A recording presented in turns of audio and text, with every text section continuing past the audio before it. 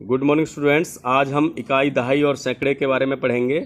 और पहले भी हम इस बारे में पढ़ चुके हैं, तो हमें पता है कि एक इकाई कितने के बराबर होती है, एक के बराबर होती है। और दो इकाई देखिए, एक दो, तो दो इकाई कितने के बराबर होंगी, दो के बराबर। तीन इकाई देखिए, एक दो तीन, तो तीन इकाई कितने के बराबर होंगी, तीन के बराबर। तो इसको हम ऐसे बोल सकते हैं, एक इकाई एक की, दो इकाई दो की, तीन इकाई तीन की, चार इकाई चार की, पाँच इकाई पाँच की, छः इकाई छः की, सात इकाई सात की, आठ इकाई आठ की, नौ इकाई नौ की, 10 इकाई 10 की। यानी 10 इकाइयाँ जब मिल जाती हैं तो 10 इकाइयाँ मिलकर जैसे एक बंडल बनता है 10 इकाइयों का, वो होता है 10 के बराबर। और 10 को बोलते हैं एक दहाई।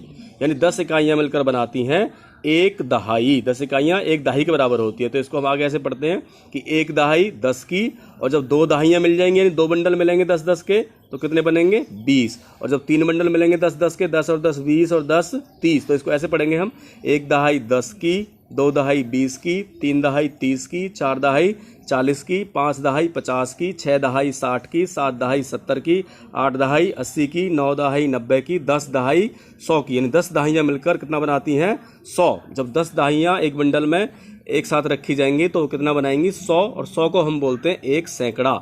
यानी 100 कितने के बराबर होता है, एक सैकड़े के बराबर। तो एक सैकड़ा 100 का, दो सैकड़ा 200 के, तीन सैकड़ा 300 के, चार सैकड़ा 400 के, पाँच सैकड़ा 500 के, छः सैकड़ा 600 के, सात सैकड़ा 700 के, आठ सैकड़ा 800 के, नौ सैकड़ा 900 के, और 10 सैकड़ा 1000 के। इन 10 सैकड़े जब इकट्ठे मिल जाते हैं तो 10 सैकड़े मिलकर बनाते हैं 1000।